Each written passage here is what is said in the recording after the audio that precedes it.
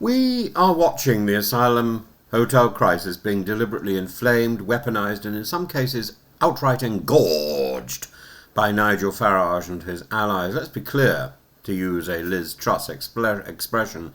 The protests outside hotels from Bristol to Liverpool, from Hawley to Cheshunt, are not spontaneous eruptions of local anger. They are stage-managed spectacles orchestrated with the rhetoric of betrayal and invasion. Rule Britannia blares, red fires are lit, Union Jacks wave, and yet the real target is never addressed, the Home Office itself. For what lies at the heart of this mess, a bureaucracy so lumbering, so saturated in its own hostile environment ethos, that tens of thousands of people are left in limbo. The Home Office has created a bottleneck.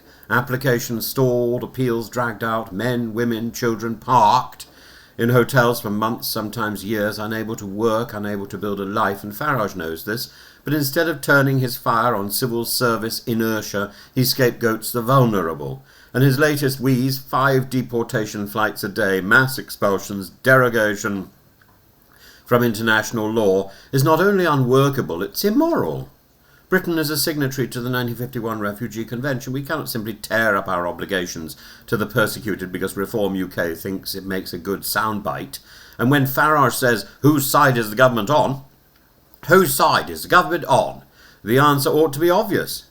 It must be on the side of decency, legality and competence, not on the side of mob chants and Tommy Robinson supporters. And Corbyn is right.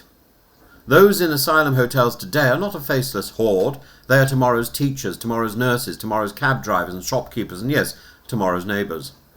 And we've seen it before, the Ugandan Asians expelled by Idi Amin in the 1970s, vilified at the time, now pillars of business and civic life. The same is true of Vietnamese refugees in the 1980s, Kosovars in the 1990s, Syrians more recently. To demonise them now is to invite future shame when history judges us.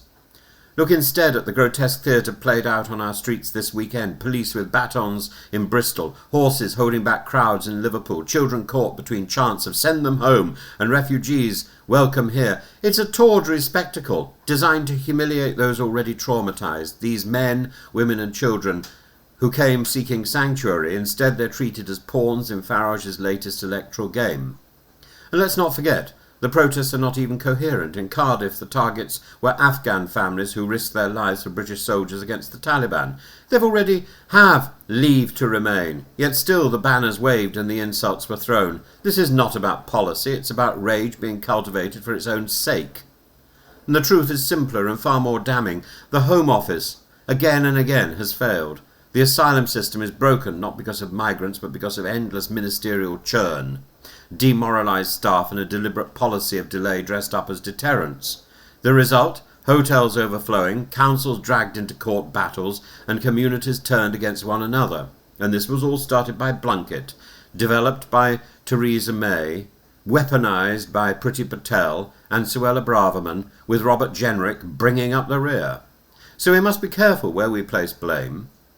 The villains here are not the Somalian father begging to be allowed to work, nor the Syrian child playing behind hotel railings, nor the Afghan interpreter who saved a British patrol from ambush. The villains are the politicians who have chosen to stoke division rather than fix the process. Farage offers fire and fury. Corbyn offers something more elemental, hope. The reminder that the stranger today may be the neighbour tomorrow, and if we refuse that vision, we condemn ourselves to perpetual division, our politics hijacked by anger, our streets patrolled by flats and fists, while the Home Office sits idle in Whitehall. We must demand better, for if we don't, it's not only asylum seekers who are left in limbo, it's Britain itself, trapped between the mob and the mandarins, a country losing its decency. Oh, and before anybody says, oh, now you're a supporter of Farage, now you're a supporter of Corbyn. No, I'm not. I'm not. It's just when somebody says something which is honest and true and right, you have to stand up and say, they are right. Corbyn's right. Farage is not.